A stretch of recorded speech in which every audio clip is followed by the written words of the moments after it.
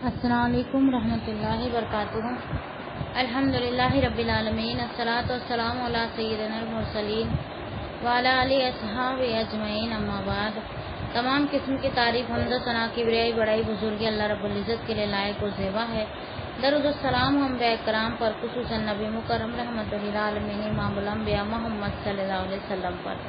رب اشرح لی صدری ویسر لی امری واحلل عقدۃ من لسانی یفقهوا قولی۔ ربی زدنی علما اللہم فقہنا فی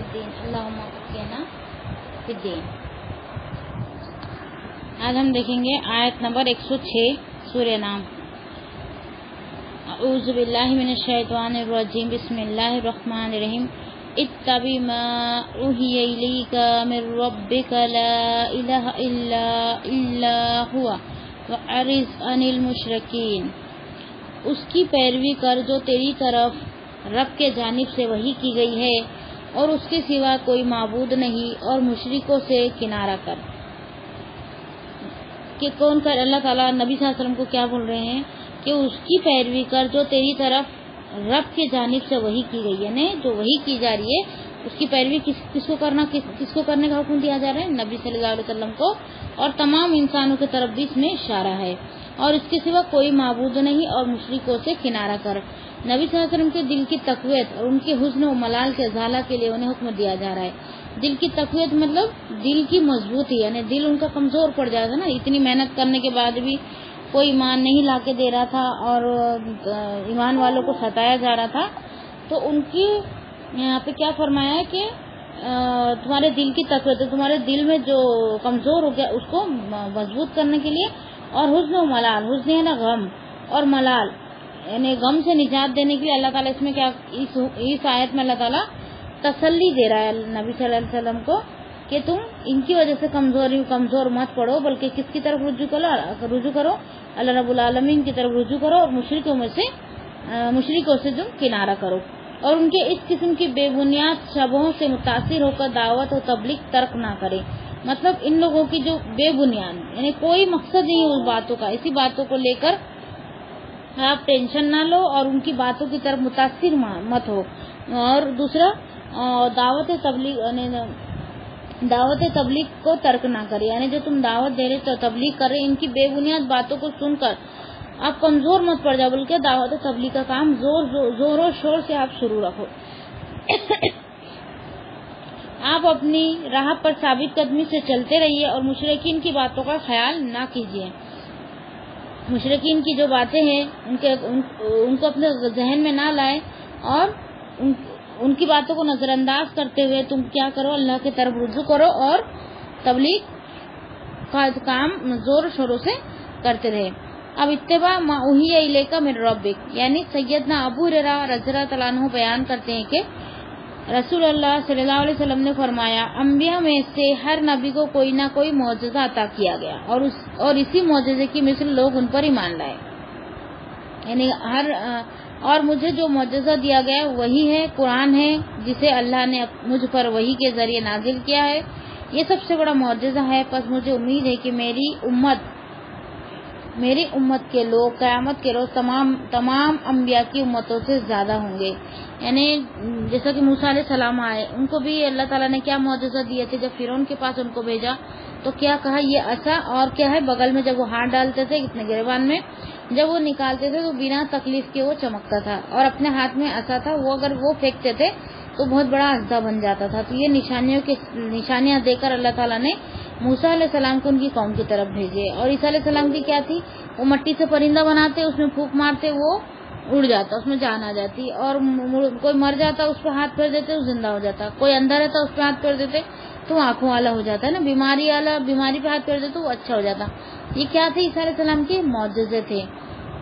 ایسے اب نبی صلی اللہ علیہ وسلم کو کیا معجزہ دیا گیا؟ وحی کا آنے کا، اور قرآن مجید کیا ہے؟ نبی صلی اللہ علیہ وسلم کے معجزہ ہے۔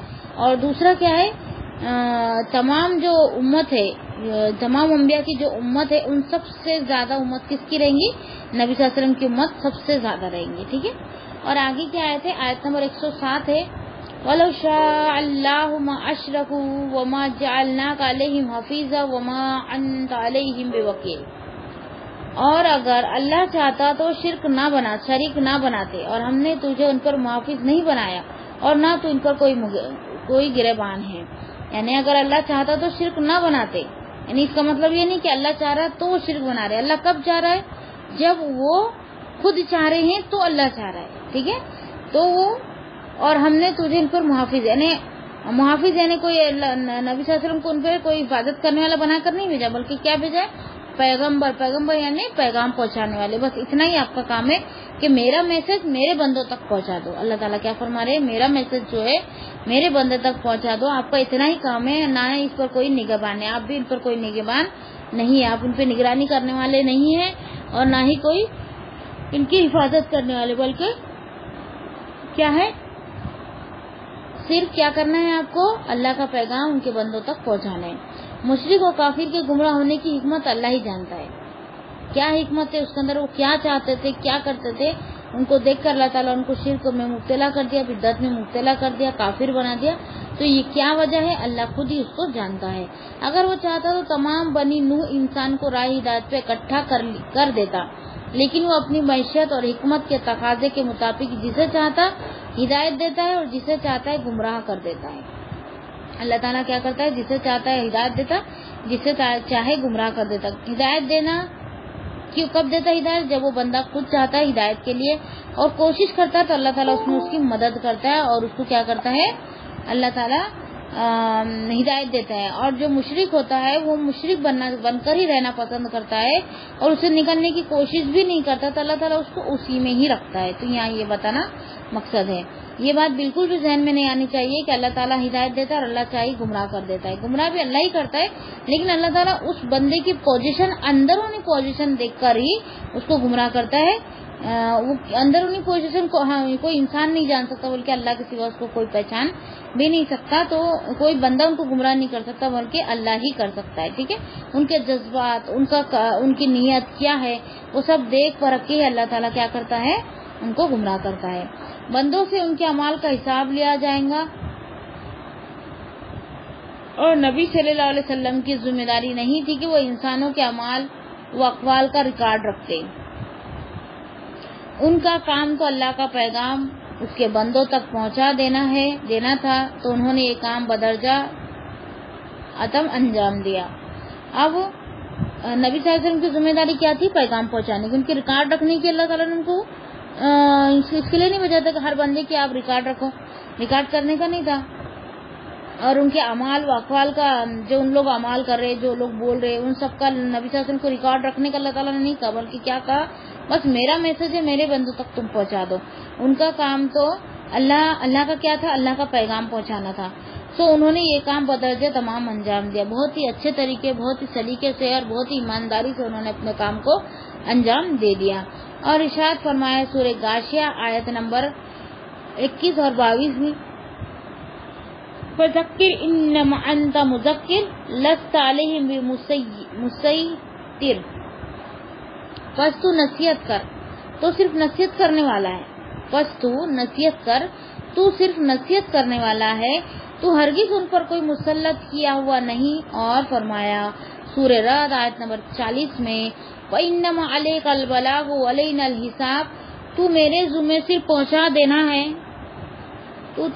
تو تیرے ذمے صرف پہنچا دینا ہے اور ہمارے ذمے حساب لینا ہے۔ کیا کہہ رہے اللہ نبی صلی اللہ علیہ وسلم سے؟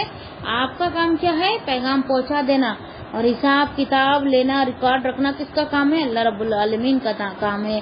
اس سے کیا پتا چلا؟ آج ہم دنیا میں جو کچھ بھی کر رہے ہیں پورا ریکارڈ ہو رہا ہے، وہ قیامت کے دن نام اعمال میں ہم کو بتا دیا جائے گا کہ یہ ہے تمہارا ریکارڈ، تم یہ کر کے آئے۔ اور آگے ہے آیت نمبر 108، وَلَا تَسُبُّوا الَّذِينَ يَدْعُونَ مِن دُونِ اللَّهِ فَيَسُبُّوا اللَّهَ عَدْوًا بِغَيْرِ عِلْمٍ كَذَلِكَ زَيَّنَّا لِكُلِّ أُمَّةٍ عَمَلَهُمْ ثُمَّ إِلَى رَبِّهِمْ مَرْجِعُهُمْ فَيُنَبِّئُهُم بِمَا كَانُوا يَعْمَلُونَ۔ اور انہیں گالی نہ دو جنہیں یہ لوگ اللہ کے سوا پکارتے ہیں، پس وہ زیادتی کرتے ہوئے کچھ جانے بغیر اللہ کو گالی دیں گے۔ اسی طرح ہم نے ہر امت کے لیے ان کا عمل مزین کر دیا ہے، پھر ان کے رب ہی کی طرف ان کا لوٹنا، تو وہ انہیں بتا دیں گا جو کچھ وہ کیا کرتے تھے۔ مزین یعنی خوبصورت کر کے بتانا، ٹھیک ہے، اچھا کر کے بتانا۔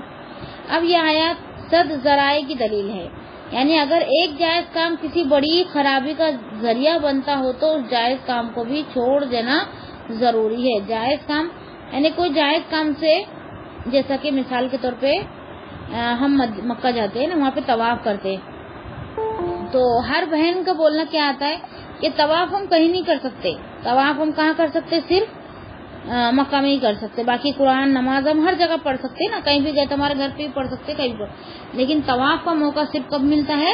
جب حج کے لیے جاتے، عمرے کے لیے جاتے، بہت زیادہ محنت بھی لگتی ہے، اس میں بہت زیادہ پیسہ بھی خرچ ہوتا ہے اور جلدی سے وہ ہوتا بھی نہیں ہے، تو کیا کرتی سب بہنیں؟ طواف پہ بہت زیادہ زور دیتی ہیں۔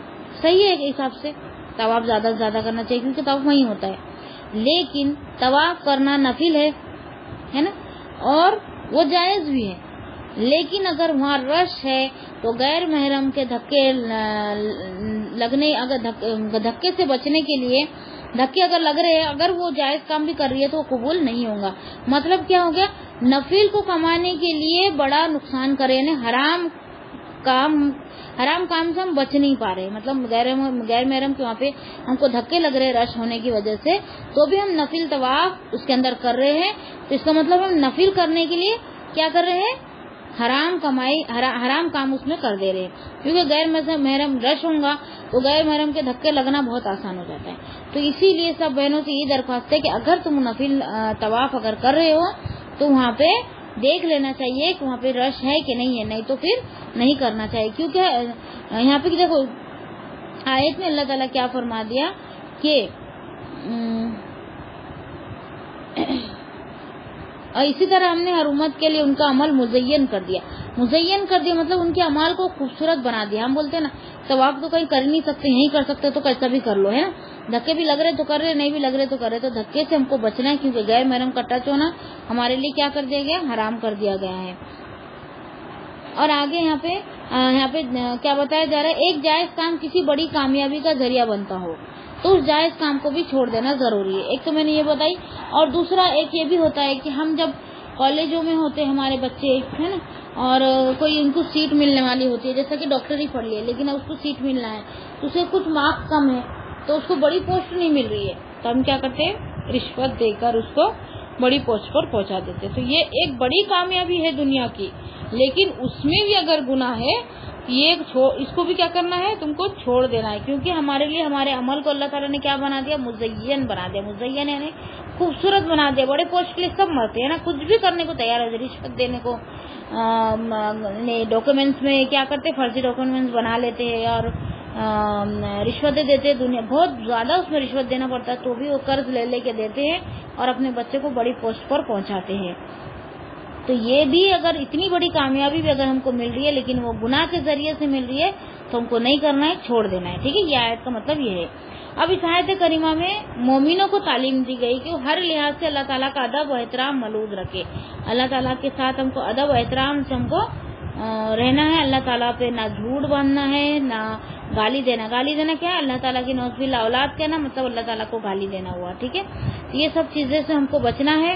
اور دوسرا، اللہ تعالیٰ کو ہم تو بول سکتے ہیں، اللہ تعالیٰ کی اجازت ہے تو کی، وہ اس لیے ہے یعنی تو احترام میں نہیں آئے گا کیونکہ اللہ تعالیٰ نے خود اجازت دی نا کہ مجھے تو کہہ سکتے ہو، تو اللہ تعالیٰ نے کیوں تو کہنے کو کہا؟ جیسے ہم تم کہتے ہیں نا، تو زیادہ لوگ رہے تو بھی تم کہتے ہیں، لیکن اگر زیادہ لوگ ہیں تو ہم تم نہیں، اس کو زیادہ لوگ ہیں تو ہم اس کو تو نہیں بولیں گے بلکہ کیا بولیں گے؟ تم ہی بولیں گے، تو بول ہی نہیں سکتے زیادہ لوگوں کو، سنگولر رہیں گا اسی کو ہم کیا بولتے ہیں؟ تو بولتے ہیں۔ تو اللہ تعالیٰ کیا ہے؟ سنگل ہے، تو اللہ تعالیٰ کیا ہے؟ اکیلا ایک ہی معبود ہے، تو اس میں بھی اللہ تعالیٰ پسند نہیں کر رہا ہے کہ ان کو تم بولا جائے۔ تم میں کیا ہے؟ پرولر ہو جاتا ہے نا، اس میں پلورل ہو جاتا ہے، وہ تو جمع کے صیغے میں آ جاتا ہے، اسی لیے کیا کرنا ہے ہم کو؟ سنگولر لفظ استعمال کرنا ہے رب العالمین کے لیے، تو ہم تو بول سکتے ہیں، باقی ہم نہ اس پہ جھوٹ باندھ سکتے ہیں، نہ گالی دے سکتے ہیں، نہ بھی اور بھی کوئی بدتمیزی ہم اللہ رب العالمین کے ساتھ نہیں کر سکتے۔ ادب و احترام کا ہم کو دھیان رکھنا ہوگا۔ انہیں مشرکوں کے جھوٹے معبودوں کو گالی دینے سے اس لیے منع کیا گیا ہے کہ مشرکین غصے میں آ کر اللہ تعالیٰ کو گالی دیتے ہیں، یعنی یہاں تک کہ ہم کو پرہیز کرنا ہے، ہم تو ہمارے دین کو گالی نہیں دیں گے، ہم ہمارے رب کو کچھ نہیں بولیں گے، احترام ہی کریں گے، لیکن हम अगर दूसरे रिलीजन यानी कोई हमारे सामने सिख खड़ा है, हिंदू खड़ा है और भी कोई मजहब का खड़ा है, हम उसके मजहब को अगर गाली दिए तो हमारे मजहब को गाली देगा। तो ये हाल भी मना किया गया है कि हम किसी के मजहब को गाली ना दे, किसी के माबूद को गाली ना दे कि उसके बदले में वो अपने हमारे माबूद को, हमारे दीन को गाली दे। तो ये भी हमको मना किया जा रहा है। और ज्यादा फसाद के मुकाबले में थोड़ी मसलियत को छोड़ देना ही बेहतर है। बेहतर है कि कबील में से ये भी है कि जो सही हदीस में आया है कि सैयदना अब्दुल्ला बिन उमर रज़ियल्लाहु तआला अन्हु बयान करते हैं कि रसूल अल्लाह सल्लल्लाहु अलैहि वसल्लम ने फरमाया, कबीरा गुनाहों में से ये गुनाह बहुत बड़ा है, कबीरा गुनाहों में से ये गुनाह बहुत बड़ा है कि कोई शख्स अपने वालिदैन पर लानत करे। आपसे पूछा गया, अल्लाह के रसूल, आदमी अपने वालिदैन पर कैसे लानत कर सकता है? तो आपने फरमाया, कोई शख्स दूसरे शख्स के माँ बाप को बुरा कहे तो जवाब में उसके माँ बाप को बुरा कहे, और उसकी माँ को बुरा कहे तो जवाब में उसकी माँ को बुरा कहे। मतलब हम हमारे वालिदैन को तो हम गाली नहीं देते, लेकिन दूसरे के माँ बाप को हम जरूर गाली देते। तो उसके बदले में वो क्या करते, हमारे माँ बाप को गाली देते। तो गोया कि वो ऐसा हुआ कि हमने हमारे माँ बाप को गाली दे दिए। तो यहाँ पे इसलिए मना किया जा रहा है कि किसी के माँ बाप को, किसी के दीन को, किसी के माबूद को आप गाली मत दो, तो वो भी तुम्हारे दीन को, तुम्हारे माँ बाप को, तुम्हारे वालिदैन को गाली नहीं देगा। ठीक है। फिर आगे है, एक मिनट, फिर आगे है आयत नंबर 109, वक़्समु बिल्लाहि जहदा ईमानिहिम लइन जाअतहुम आयातुन ला युमिनुन्ना बिहा कुल इन्नमल आयातु इंदल्लाहि वमा युशइरुकुम अन्नहा इज़ा जाअत ला युमिनून। और उन्होंने अपनी पुख्ता कसमें खाते हुए अल्लाह की कसम खाई कि बेशक अगर उनके पास कोई निशानी आई तो उस पर जरूर ही ईमान ले आएंगे। तो कहे, निशानियां तो सिर्फ अल्लाह के पास है, और तुम्हें क्या चीज मालूम करवाती है कि बेशक वो जब आएंगी तो वो ईमान नहीं लाएंगे। यहाँ पे क्या मुतालबा कर रहे थे वो कि निशानी कोई आ जाए हमारे पास तो हम ईमान लाएंगे। तो अल्लाह ताला फरमा रहा है कि निशानी अगर तुम्हारे पास आ गई, अल्लाह की निशानी में से कोई निशानी आप लोगों ने देख ली, तो तुम ईमान नहीं ला सकोगे। अब आगे देखते हैं, मुशरिकीन मक्का ने अपने आदत के मुताबिक रसूल अल्लाह सल्लल्लाहु अलैहि वसल्लम से किसी एक निशानी का मुतालबा किया और कसम खाकर कहा, अगर ये निशानी आ गई तो हम जरूर ईमान ले आएंगे। लेकिन उनका मकसद ईमान लाना नहीं, बल्कि रसूल अल्लाह सल्लल्लाहु अलैहि वसल्लम और अल्लाह की आयतों का मजाक उड़ाना था। कोई भी निशानी अगर लाते तो क्या करते, उसका मजाक बनाते, बल्कि उस पर ईमान नहीं लाते। एक बहाना था। अल्लाह ने नबी सल्लल्लाहु अलैहि वसल्लम को हुक्म दिया कि उनके जवाब में उन्हें कह दे कि आयत और निशानी अल्लाह के पास है, बहुत है, लेकिन तुम्हारी मर्जी के मुताबिक उसका लाना बेअख्तियार में नहीं है, मेरे अख्तियार में नहीं है। यानी तुम्हारे मुताबिक उनका लाना मेरे अख्तियार में नहीं है। निशानियां तो अल्लाह रब्बुल आलमीन के पास बहुत है, कुन कह दे तुम्हारे सामने बड़े बड़े निशानियां सामने आ जाएंगी, लेकिन तुम्हारे मुतालबे पे अल्लाह रब्बुल आलमीन मुझे निशानी दिखाने का हुक्म नहीं देता। यहाँ पे नबी सल्लल्लाहु अलैहि वसल्लम उनकी बात को रद्द कर रहे हैं। फिर आगे इरशाद फरमाया सूरह बनी इसराइल आयत नंबर 59 में, वमा मनअना अन नुरसिला बिआयाति इल्ला अन कज़्ज़ब बिहल अव्वलून। और हमें किसी चीज ने नहीं रोका कि हम निशानियां देकर भेजे, मगर उस बात ने कि पहले लोगों ने उन्हें झुटला दिया। मिलाकर यही हुआ कि जब कुफार मक्का को मौजज़ा दिखाया गया तो ईमान नहीं लाए। यानी क्या कह रहे हैं कि ये लोग क्या कह रहे हैं कि हमको मौजज़ा दिखाया जाए तो हम ईमान लाएंगे। तो अल्लाह ताला फरमा रहा है, इनसे पहले लोगों को हमने बहुत सी निशानियां बताए, लेकिन वो ईमान नहीं लाए, बल्कि बहाने करे या फिर मजाक उड़ाए, है ना, या फिर इनकार कर दिया। तो और एक जगह अल्लाह ताला ने फरमाया सूरह कमर आयत नंबर 1 में, इक़्तरबतिस साअतु वंशक्कल कमर वइन यरौ आयातन युरिज़ु व यक़ूलू सिहरुम मुस्तमिर वक़ज़्ज़बू वत्तबू अहवाअहुम व कुल्लु अम्रिन मुस्तक़िर। कयामत बहुत करीब है और चांद फट गया, और अगर वो कोई निशानी देखते हैं तो मुंह फेर लेते हैं और कहते हैं कि ये एक जादू है जो गुजर जाने वाला है, और उन्होंने झुटला दिया और अपनी ख्वाहिशों की पैरवी की, और हर काम अंजाम को पहुंचने वाला है। मतलब कयामत बहुत करीब आ गई है। कयामत की निशानियां जो छोटी छोटी थी पूरी की पूरी जाहिर हो गई। अब क्या बची है, बड़ी बची है। तो इससे क्या पता चला कि कयामत अब क्या है, बहुत ज्यादा करीब है। اور سب کی موت اپنی اپنی قیامت ہے، اور جو بڑی قیامت ہے وہ بھی قریب ہے، ٹھیک ہے۔ اور چاند پھٹ گیا، جیسا کہ نبی صلی اللہ علیہ وسلم سے ان لوگ نے مطالبہ کیا اور قسم کھا کر کے بولے کہ تم اگر چاند کے 2 ٹکڑے کر دیں گے یا کوئی بھی معجزہ دکھائیں گے تو ہم ایمان لائیں گے۔ تو نبی صلی اللہ علیہ وسلم نے کیا کیا، انگلی دکھائی تو چاند 2 ٹکڑوں میں ہو گیا، ایک ٹکڑا اس سائڈ ہو گیا، ایک ٹکڑا اس سائڈ ہوگا، مطلب اگر مشرق میں ایک گیا تو دوسرا مغرب میں گیا، اتنے دور کا فاصلہ ہوا، پھر بعد میں وہ آگے جا کے مل گیا، اس کے بعد تھوڑی دیر کے بعد وہ مل گیا۔ ایسے معجزے آنکھوں سے دیکھنے کے بعد بھی کیا کہ انہوں نے ایمان نہیں لائے۔ اور اگر کوئی نشانی دیکھتے ہیں تو منہ پھیر لیتے ہیں اور کہتے ہیں کہ یعنی نشانی دیکھنے کے بعد کیا کرے، انہوں نے منہ پھیر لیا اور کہا کہ یہ تو جادو ہے، یہ کوئی معجزہ تھوڑی، یہ تو جادو ہے۔ انہوں نے جھٹلا دیا، اپنی خواہشات کی پیروی کی، انہوں نے کیا کیا، نبی کو جھٹلایا، نشانی کو جھٹلایا، معجزے کو جھٹلایا، اللہ رب العالمین کو جھٹلایا، کتاب کو جھٹلایا، اور ہر کام انجام کو پہنچنے والا ہے۔ جتنے بھی یہ کام کر کے جا رہے اور جتنے بھی لوگ کر رہے ہیں اور جو چالو ہے، جو ہو گیا، جو ہونے والا ہے، یہ سب کام اپنے انجام تک ضرور پہنچنے والے ہیں۔ انجام سے مراد یہاں پہ قیامت ہے، ٹھیک ہے۔ پھر آگے آیت دیکھیں گے، آیت نمبر 110، وَنُقَلِّبُ أَفْئِدَتَهُمْ وَأَسْبَارَهُمْ كَمَا لَمْ يُؤْمِنُوا بِهِ أَوَّلَ مَرَّةٍ وَنَذَرُهُمْ فِي طُغْيَانِهِمْ يَعْمَهُونَ، اور ہم ان کے دلوں اور ان کی آنکھوں کو پھیر دیں گے جیسے وہ ان پر پہلی بار ایمان نہیں لائے، انہیں چھوڑ دیں گے، اپنی سرکشی میں بھٹکتے پھریں گے۔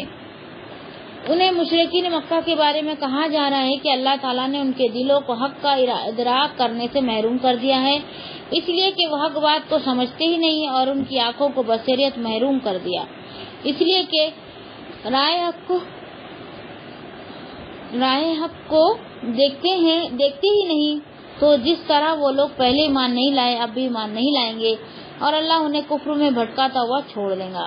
یہاں پہ اور جب یہ معجزہ دکھانے کے بعد اور معجزے دیکھنے کے لیے وہ مطالبے کر رہے تھے، تو اللہ تعالیٰ کیا فرما رہے ہیں مشرکین مکہ کے بارے میں کہ اللہ تعالیٰ نے ان کے دلوں کو حق کا ادراک کرنے سے محروم کر دیا، یعنی حق کو قبول کرنے سے اللہ تعالیٰ نے ان کو محروم کر دیا، ان کے دل کو، یعنی ان کے دل پہ کیا لگ گئی ہے، مہر لگ گئی ہے، اس لیے کہ وہ حق بات کو سمجھتے ہی نہیں۔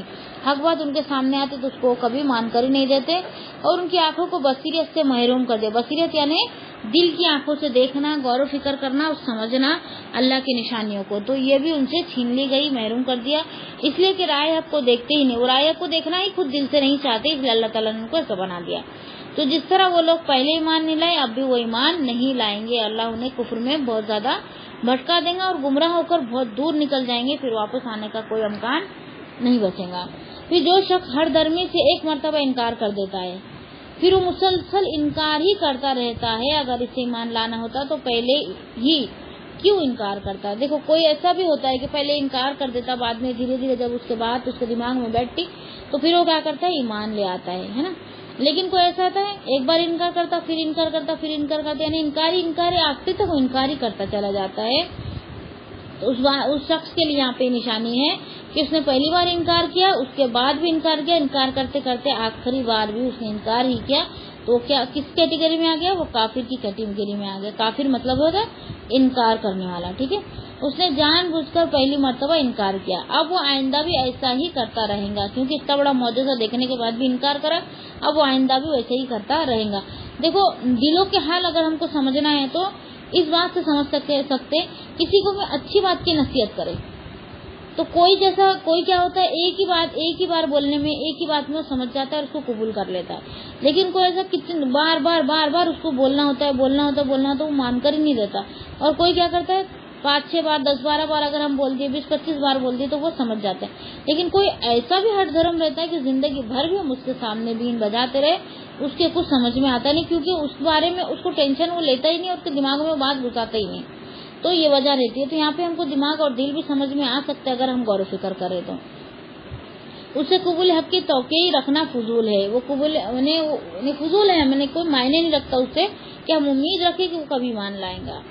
جیسا کہ اللہ تعالیٰ نے ارشاد فرمایا سورہ یونس آیت نمبر 74 میں، ثم بعثنا من بعده رسولا الى قومهم فجاءوهم بالبينات فما كانوا ليؤمنوا بما كذبوا به من قبل كذلك نطبع على قلوب المعتدين۔ پھر اس کے بعد ہم نے کئی پیغمبر ان کی قوم کی طرف بھیجے تو وہ ان کے پاس واضح دلائل لے کر آئے، سو وہ ہرگز ایسے نہ تھے کہ ان پر ایمان لاتے جیسے ان سے پہلے جھٹلا چکے تھے۔ اس طرح ہم حد سے گزر جانے والوں کے دلوں پر مہر کر دیتے۔ دیکھو حد سے گزر جانے، کوئی بھی بات کی حد پار نہیں کرنا۔ ہوتی ہے سب سے غلطیاں، ہوتی ہے نا، لیکن بہت زیادہ اگر کرتے چلے گئے تو یہ کہا چل جائے گا حد سے بڑھنے والوں میں ہمارا نام لکھ دیا جائے گا۔ اس لیے غلطیاں ہوئی ترنت معافی مانگ لو اور وہ غلطی کو سدھار لو۔ اور ہمارے اندر بہت ساری خامیاں ہیں تو خامیاں کو ہم کیا کریں، علم حاصل کر کے خامیاں کو ہٹاتے جائیں اور کامیابی حاصل کرتے جائیں، یعنی اچھی بات کو اندر لے کر بری باتوں کو ہم نکالتے جائیں۔ اس سے کیا ہو جائیں گے، ہم ایک دن کیا ہو جائیں گے، کامیاب ہو جائیں گے، ہے نا۔ پھر آگے وَلَوْ أَنَّنَا نَزَّلْنَا إِلَيْهِمُ الْمَلَائِكَةَ وَكَلَّمَهُمُ الْمَوْتَ وَحَشَرْنَا عَلَيْهِمْ كُلَّ شَيْءٍ قُبُلًا كَانُوا لِيُؤْمِنُوا إِلَّا أَن يَشَاءَ اللَّهُ وَلَكِنَّ أَكْثَرَهُمْ لَا يَجْهَلُونَ۔ سورہ انعام آیت نمبر 111 ہے، 111 آیت نمبر ابھی میں نے تلاوت کی۔ اور اگر واقعی ہم ان کی طرف فرشتے اتار دیتے اور ان سے مردے گفتگو کرتے اور ہم ہر چیز ان کے پاس سامنے لا جمع کرتے تو بھی وہ ایسے نہ تھے کہ ایمان لے آتے، مگر یہ کہ اللہ چاہے، اور لیکن ان کے اکثر جہالت برتتے ہیں۔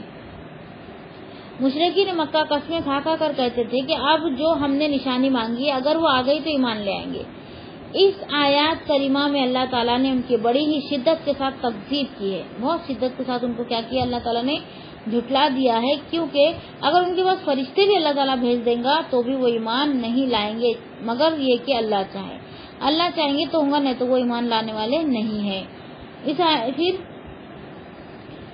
ایک نشانی کی بات کرتے ہیں، اگر ایک منٹ کہ یہ لوگ ایک نشانی کی بات کرتے ہیں اگرچہ کہ ان کے پاس فرشتے بھی بھیج دے اور قبروں سے مردے اٹھ کر ان سے بات کرنے لگے اور ان کے سامنے دنیا کی تمام حیوانات، نباتات اور جمادات بطور نشانی جمع کر دے تو بھی یہ لوگ اپنے تمرد اور سرکشی کی وجہ سے ایمان نہیں لائیں گے۔ ہاں اگر اللہ چاہیں گا تو ایمان لے آئیں گے، لیکن اکثر لوگ نادان ہیں، جانتے نہیں کہ ایمان کی دولت اللہ کو معیشت سے ملتی ہے، اللہ کی معیشت سے ملتی ہے، خلاف عادت نشانیوں کے زور سے نہیں ہوتی۔ یہاں پہ کیا فرمایا جا رہا ہے، ہدایت کس چیز سے ملتی ہے، اللہ کے ڈر سے اور اللہ کے حکم کو ماننے سے، اللہ اور رسول کی پیروی کرنے سے کیا ملتی ہے، ہدایت ملتی ہے، بلکہ خلاف عادت، ہماری عادت کے ہم خلاف چلے جاتے ہیں اور معجزے دیکھنے، نشانیاں دیکھنے کے مطالبے کرتے رہتے ہیں، تو ایسے لوگوں کو اللہ تعالیٰ ہدایت نہیں دیتا۔ اگر اللہ تعالیٰ یہاں پہ کیا فرما رہا ہے، کتنی بری طرح سے ان کی تردید ہے، ان کی تکذیب ہو رہی ہے کہ حیوانات، نباتات اور جمادات، حیوانات یعنی تمام انسان، جانور، پرند چرند سب آگے جو کہ زندہ ہے، کھانا پینا کھاتے ہیں۔ نباتات یعنی زمین سے اگنے والے جھاڑ، پیڑ پودے، گھاس پھوس سب کیا ہو گئے، نباتات۔ اور جمادات کون ہے، یہ پہاڑ، پتھر، مٹی، پانی، ہوا، جو بھی کس میں آتے، یہ جمادات میں آتے۔ یہ تینوں بھی دنیا کی تینوں بھی مخلوق اٹھ کر اگر اس سے بات کر لینا تو بھی وہ کیا کہیں گا، یہ تو جادو ہے، یہ معجزہ نہیں ہے، اور ایمان نہیں لائیں گا۔ اتنے سخت ان کے دل ہو گئے۔ تو ایسے دل والوں کو اللہ تعالیٰ کیا کرتا ہے، ہدایت نہیں دیتا، ان کو گمراہ کر کے چھوڑ دیتا ہے۔ لیکن یعنی اگر ہم ان کے تمام مطالبات پورے کر دے، جیسے فرشتوں کو نازل کرنا اور مردوں کا کلام کرنا وغیرہ، پھر بھی یہ ایمان نہیں لائیں گے۔ یعنی وہ جتنے مطالبے کر رہے ہیں نا، اللہ تعالیٰ ایک ایک کر کے پورے مطالبے کو پورا بھی کر دے، جو وہ بولتے جا رہے، تو بھی وہ ایمان نہیں لائیں گے۔ اس لیے ان کی باتوں پر دھیان مت دو، ان سے کنارہ کر لو اور تبلیغ کا کام جاری رکھے۔ یہ اللہ تعالیٰ نبی صلی اللہ علیہ وسلم سے فرما رہا ہے۔ جیسا کہ دوسری جگہ اللہ تعالیٰ نے فرمایا سورہ فرقان آیت نمبر 21 میں، وقال الذين يرجون لقاءنا لولا انزل علينا الملائكة او نرى ربنا لقد استكبروا في انفسهم واتوا عتوا كبيرا۔ اور ان لوگوں نے کہا جو ہماری ملاقات کی امید نہیں رکھتے، ہم پر فرشتے کیوں نہیں اتارے گئے، یا ہم اپنے رب کو دیکھتے، بلا شبہ یقیناً اپنے دلوں میں بہت بڑے بن گئے ہیں، اور انہوں نے سرکشی اختیار کی، بہت بڑی سرکشی۔ وہ کیا کہتے تھے، ان لوگوں نے کہا ہماری ملاقات کی امید، ان لوگوں نے کہا جو ہماری ملاقات کی امید نہیں رکھتے، ہم پر فرشتے کیوں نہیں اتارے گئے، یعنی ہم پر فرشتے کیوں نہیں اتارے گئے؟ فرشتوں کو ان کو روبرو اصلی حالت میں دیکھنا تھا. ہم اپنے رب کو دیکھتے ہیں، یعنی اللہ تعالیٰ کو بھی ان کو دیکھنا تھا. یہ ان کے دلوں میں کیا بن گئے تھے؟ بہت بڑے بن گئے تھے، اپنے آپ کو بہت بڑا سمجھ رہے تھے. اور کیا کہ انہوں نے شرکسی کی، بہت بڑی شرکسی. ٹھیک ہے. پھر آگے ہے یعنی ہدایت سے نوازنا اللہ کا اختیار میں، ان کے اپنے بس میں نہیں ہے. اللہ جسے چاہے ہدایت عطا فرمائے اور جسے چاہے گمراہ کر دے، وہ جو چاہے اسے کر گزرتا ہے. پھر اللہ تعالیٰ جو بھی کرتا ہے وہ اس کے علم و حکمت اور اس کی قوت اور اس کے غلبے اور تسلط کے مطابق ہوتا ہے. جو بھی کرتا ہے کیا ہوتا ہے؟ حکمت سے بھی ہوتا ہے، علم سے بھی ہوتا ہے اور قوت سے بھی ہوتا ہے. اتنی قوت اور کسی میں ہے نہیں.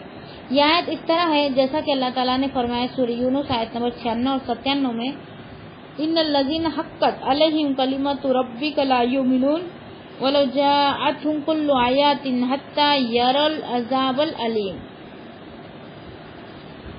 بے شک وہ لوگ جن پر تیرے رب کی بات ثابت ہو چکی وہ ایمان نہیں لائیں گے، خواہ ان کے پاس ہر نشانی آ جائے، یہاں تک کہ دردناک عذاب دیکھ لے.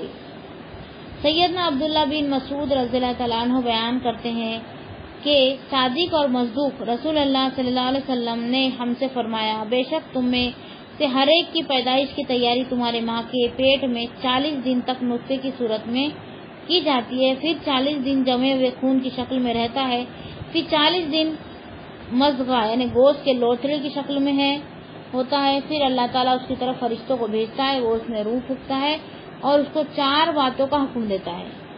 یہ دیکھو ماں کے پیٹ میں بچہ کیسے بنتا ہے وہ بھی یہاں پہ واضح کیا جا رہا ہے حدیث میں. سب سے پہلے 40 دن تک کیا ہوتا ہے؟ خون جمع ہوتا ہے، خون کا لوتھڑا رہتا ہے، اس کے بعد پھر وہ گوشت میں تبدیل ہوتا چلا جاتا ہے. پھر اللہ تعالیٰ اس میں روح پھونکتا ہے. ٹھیک ہے. پھر اس کو 4 باتوں کا حکم دیتا ہے. کیا ہے 4 باتیں؟ وہ ایک تو اس کی روزی لکھنا.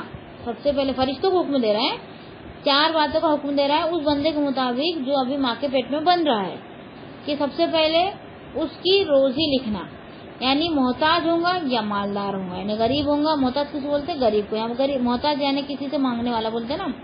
محتاج وہ بھی ہوتا ہے جس کے لولا لنگڑا ہوتا ہے، دوسرے کے سہارے سے کوئی بھی کام کرتا ہے، اس کو بھی محتاج بولتے ہیں.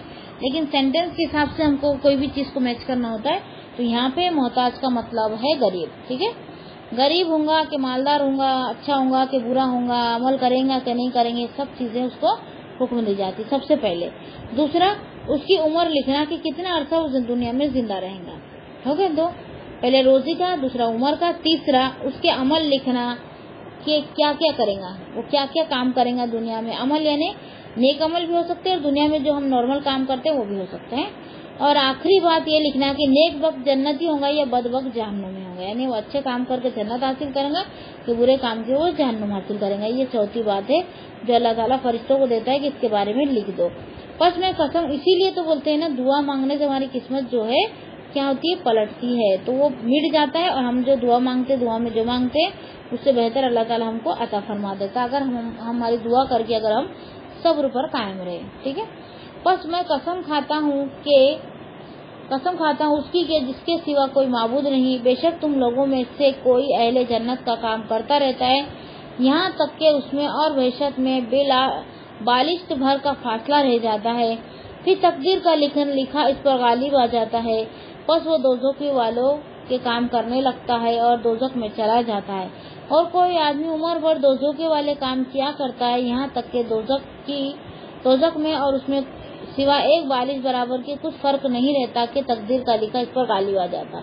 بس وہ بحیثیتوں والے کام کرنے لگتا ہے اور پھر بہت بحیثیت میں چلا جاتا ہے. بحیثیت یعنی جنت ہوتی ہے. ٹھیک ہے. چلا جاتا ہے مطلب کوئی انسان ایسا ہوتا ہے کہ شروع سے ہی نیک کام کرتا ہے، پھر آخری میں کیا کرتا ہے؟ برایا کرنا شروع کر دیتا ہے، پھر برائی پہ اس کا خاتمہ ہو جاتا ہے تو وہ کیا ہوتا ہے؟ پھر جنت سے محروم ہو جاتا ہے، جہنم میں چل جاتا ہے. لیکن کوئی زندگی بھر برے کام کرتا ہے، پھر آخری میں اس کو ہوش آتا ہے تو وہ اچھے کام شروع کر دیتا ہے، تو اس کی بھی اللہ تعالیٰ تمام برے کام معاف کر دیتا ہے، توبہ کر کے اللہ کی طرف پلٹتا ہے تو، اور پھر اس کو جنت میں داخل کر دیتا ہے. تو ایسے بھی لوگ رہتے ہیں کہ جو زندگی بھر گناہ کرتے ہیں اور آخری ٹائم پہ نیکیاں کرنے کی وجہ سے ان کو جنت حاصل ہوگی. ٹھیک ہے. اور کوئی زندگی بھر نیک کام کرتا پھر آخری میں 1-2 ایسی غلطی کر دیتا کہ اس کے پورے اعمال ضائع ہو جاتے ہیں. یہاں وہ جہل مراد نہیں جو علم کے مقابلے میں ہوتا ہے، بلکہ وہ جہل مراد ہے جو علم حلیم کے مقابلے میں ہوتا ہے، یعنی اکڑ پن تو بعض علم والے ان میں شامل ہے. देखो अकड़पन जो होता है ना, घमंड और तकब्बुर होता है, तो ये माल से भी होता है, खूबसूरती की वजह से भी आता है, खानदान की शराफत की वजह से भी आता है, कोई भी अच्छी चीज से ये अकड़पन आता है। और इल्म हासिल करने के बाद भी अकड़पन आ जाता है कि मेरे से ज्यादा होशियार कोई नहीं, मेरे से ज्यादा मालूमात अब किसी को है नहीं। इस तरीके के सवालात हमारे दिल में कौन डालता है? शैतान डालता है वसवसे के तौर पर, और हम क्या करते हैं? उस पर अकड़ने लग जाते हैं और हमारे अमल को ज़ाय कर देते हैं। तो हमको सब ये माल का घमंड और खूबसूरती का घमंड, खानदान का घमंड, ज्यादा औलाद है, बेटे ज्यादा हो गए तो घमंड, बहुत सारी चीजों का घमंड होता है। ये एजुकेशन का घमंड तो सबसे ज्यादा खतरनाक, दीनी इल्म हासिल करके घमंड करना ज्यादा डेंजर है। तो इसकी वजह से क्या होता है कि हमारे जो अमाल है वो ज़ाय हो जाते हैं। ठीक है, वाखिर दाना अल्हम्दुलिल्लाहि रब्बिल आलमीन, सुब्हान रब्बिका रब्बिल इज्जति अम्मा यसिफून, अस्सलामुन अलल मुरसलीन, अनिल हम्दुलिल्लाहि रब्बिल आलमीन।